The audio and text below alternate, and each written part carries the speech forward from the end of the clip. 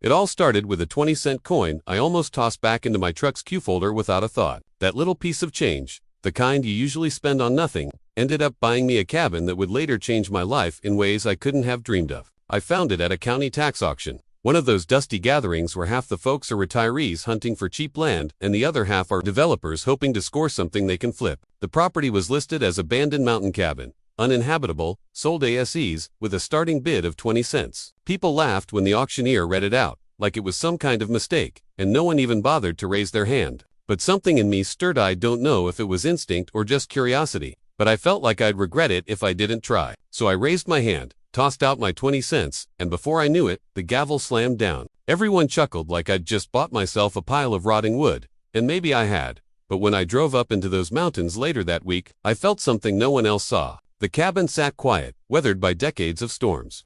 Its roof caved in on one side and vines crawling over the porch, but the land it was something else. 5 acres of untouched mountain ground, a clear creek running through, and a view of the valley that looked like it belonged on a postcard. I stood there, 20 cents lighter but rich in possibility. And I made a promise to myself. I wasn't going to let this place rot into nothing. I was going to breathe life back into it, no matter how long it took. And I was going to prove to everyone who laughed that day that sometimes the smallest risks pay off bigger than anyone can imagine. Restoring the cabin wasn't just a project. It became my obsession. I worked construction during the day, so I knew how to swing a hammer. But this was different. The place looked like it was one bad storm away from collapsing completely. And more than once I thought maybe those people at the auction were right-eyed, wasted 20 cents and a whole lot of sweat. But every weekend I drove up with a truck full of supplies. Tools rattling in the back, and a stubborn determination burning in my chest. I patched the roof first, fighting off raccoons that had made the attic their personal kingdom. Then came the floors half-rotted, sagging in spots. So I ripped out old boards and replaced them one by one, until the place stopped feeling like a death trap. Neighbors is a stretch, since the closest house was a mile down the road, would sometimes stop by and shake their heads, saying, "Son, you're better off tearing it down." But I couldn't explain it to them. I could feel something special in those walls, like the cabin itself wanted a second chance. Months turned into a year, and every nail I drove in, every wall I sanded, felt like I was building not just a home, but a future. By the time I finished the porch, rebuilt the chimney, and painted the siding, the place didn't look like an abandoned wreck anymore. It looked like a mountain retreat, humble, sure, but solid, warm, and alive again. And that's when the world noticed. Real estate around the valley started booming, driven by city folks desperate for weekend escapes. What I'd bought for a coin was suddenly on the radar of realtors who called me nuts, tossing out offers that went from a few thousand to a few $100,000, and then into the millions as the area turned into the hottest market in the state. By the second year, the cabin I'd resurrected with my bare hands was appraised at over $15 million. $15 million, for something I'd bought on a whim for pocket change. It was surreal. I'd stand on that porch with my coffee, looking out over the mountains, and laugh out loud at how absurd it was. But not everyone was laughing. The moment word of the valuation spread, a new kind of trouble showed up. And trouble, as I was about to learn, wore a polo shirt, carried a clipboard, and called itself the HOA. The first time I saw them, I thought it was a joke. A couple of people in pressed khakis and matching polo shirts marched right up my gravel driveway like they owned the place, clipboards in hand, acting as though they'd just stepped off a corporate retreat bus. The woman leading them introduced herself as Linda, president of the Homeowners Association, and right away, I had to bite my tongue to keep from laughing. "There's no HOA out here," I said flatly, leaning against the porch rail with a mug of coffee. "This is private land."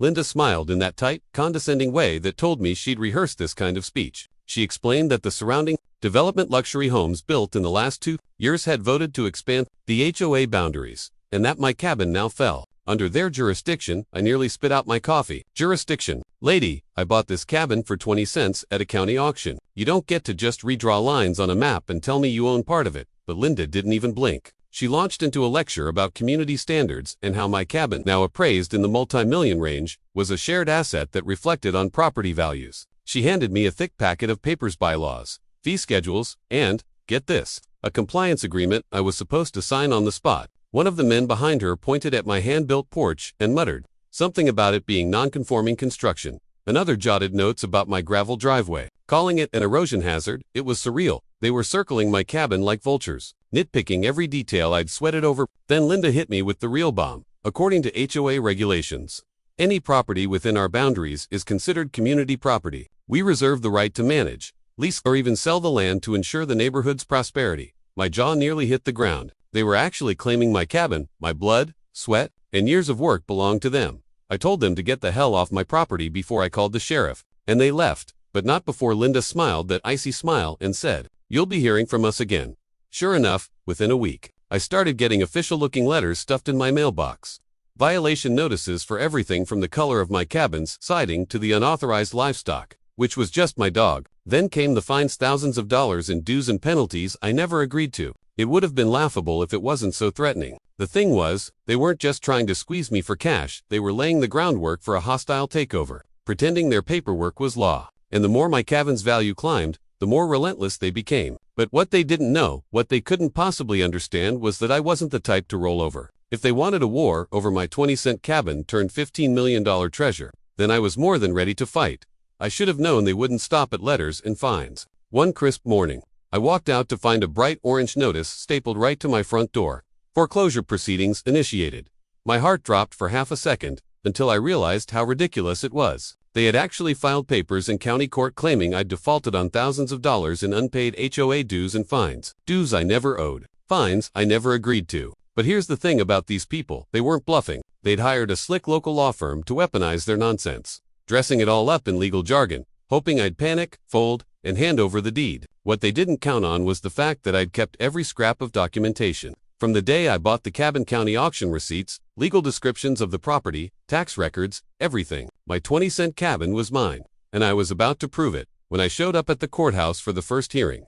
They looked smug, sitting in their matching suits like it was a corporate board meeting. Linda was right in front, her pearls glinting under the fluorescent lights, smiling as though she'd already won. Their lawyer droned on about community jurisdiction, expanded boundaries, and how my property's massive increase in value meant it was subject to equitable redistribution. I almost laughed out loud. When it was my turn, I walked up with a simple folder. No expensive lawyer, no theatrics, just the cold, hard truth. I laid out the deed transfer from the county, stamped and signed, showing I was the sole owner. I pulled out the tax records proving I'd paid everything directly to the county, not a dime owed to anyone else. And then I hit them with the killer detail. The HOA's boundary expansion had never been approved by the county zoning board, meaning it was legally invalid. Their entire claim collapsed before their lawyer even knew what hit him. The judge leaned back in his chair, tapping the stack of bogus HOA filings, and asked their attorney one simple question. On what legal basis are you claiming ownership of this man's property? The silence was deafening. Linda tried to stand up and speak, but the judge cut her off. He reminded her this was a court of law, not an HOA meeting, and that one more interruption would get her escorted out. I could see the red creeping up her neck as she sat down, fuming, while the judge dismissed half their case right then and there. But here's the thing, HOAs are like cockroaches. Even after you shine the light on them, they don't disappear. Within days, they shifted tactics, flooding me with safety inspections, zoning complaints, even sending county officials to measure my fence line. It was harassment, plain and simple, a war of attrition meant to grind me down until I gave up. What they didn't know was that while they were busy throwing everything at me, I'd been quietly digging deeper. And what I uncovered about their finances and dealings was enough to blow their whole empire apart. They thought they were coming after me, but really, they'd just handed me the match I needed to burn down their entire little fief. The day everything snapped felt almost anticlimactic until it wasn't. I walked into the next HOA meeting carrying nothing but a laptop, a stack of subpoenas I'd quietly requested, and a comm I'd earned the hard way. The room smelled of coffee and cheap cologne. Linda perched at the head of the table like a caged mayor, surrounded by the same smug faces that had tried to eat me alive. I set up the projector, clicked play, and let the evidence do the talking. First came the bank statements line after line of transfers from HOA coffers to private accounts. Invoices for landscaping improvements that went to a shell company run by Linda's cousin, and reimbursements for consulting that conveniently matched the amounts she'd charged homeowners in phantom fines. Next, I rolled out emails showing the so-called boundary vote was forged, signatures scanned and pasted, dates stamped after the county had already denied the expansion. There were security camera clips of HOA volunteers trespassing on my property, clips of neighbors whispering about being pressured into supporting Linda, and a timeline showing how their harassment campaign had started simple and escalated into a full-blown takeover attempt. Just when my cabin hit the headlines, phones lit up, murmurs swelled into an avalanche. I watched, not with glee, but with the quiet satisfaction of someone who's finally let the scales tip back toward fairness. Then I hit them with the last FILA certified letter from the county tax office confirming my title, followed by a notarized affidavit from 3 inspectors that my property met every regulation and that the HOA had no legal claim. Linda went from flush to Ashan in 30 seconds. Her pearls seemed to lose their luster. People who had once ducked my gaze were now leaning forward, eyes sharp. A retired neighbor who'd been on the fence stood up and, with a voice that shook but carried, demanded Linda step down until an independent audit could be completed. Others chimed in. The momentum became tidal. Within a week, county investigators arrived with warrants. The local paper ran an expose with my photos on the front page and the headline calling it what it was: HOA corruption scandal. The attorney they'd hired backed away quietly. The homeowners who'd been handing over checks discovered their money had been misspent. The state forced an audit. Lawsuits piled up, and the HOA board dissolved itself under the weight of the findings. Linda was ordered to repay misappropriated funds, was removed from the board, and faced sanctions that made the fines she once slapped on others look like play money. As for the cabin that started the whole circus, parcel I'd bought for 20 cents, the county issued a formal recognition of my ownership and sent a public apology to the neighborhood for the distress the bogus claims had caused. Life after the storm settled into a routine that felt like breathing for the first time in years. I fixed what needed fixing around the property, from the roof to the irrigation lines. I kept the cabin. Selling had crossed my mind when the offers hit 7 figures. Then 10. Then astronomical. Someone even offered to buy the road it sat on, but I realized the place had become more than an asset. It was a testament to stubbornness, to craftsmanship, to the power of doing things the right way. I started hosting community workdays, real ones with potlucks and tools, and people came not because they were obligingly afraid of fines, but because we'd all learned something. We rebuilt fences side by side, repainted mailboxes, and planted a small orchard at the edge of my property that became a quiet, living apology for what had happened. There were awkward smiles from a few of Linda's former allies. Some sought forgiveness, others quietly moved away, with their dignity intact or otherwise. The county tightened oversight rules for HOAs. Ironically, the very structures meant to protect neighborhoods gained new checks, so a single bully couldn't weaponize them again. I never advertised my role in the unraveling. The story spread on its own, passed in coffee shop whispers and late-night social feeds, because people love a rightful ending. When I stand now on the cabin's porch at dawn, coffee steaming in my hands, I see new families driving up the road to breathe the same air I fell in love with. The mountains are still the same, the creek still sings, and my little house bought for pocket change still sits proud, worth whatever number the market might whisper next week. But value isn't just dollars. It's what you defend and how you defend it. I kept mine, not because of greed, but because I built it, because I fought without stooping to their level, and because sometimes the smallest Bargona coin in a gavel's echo can turn into a lifetime of proof that standing firm still matters.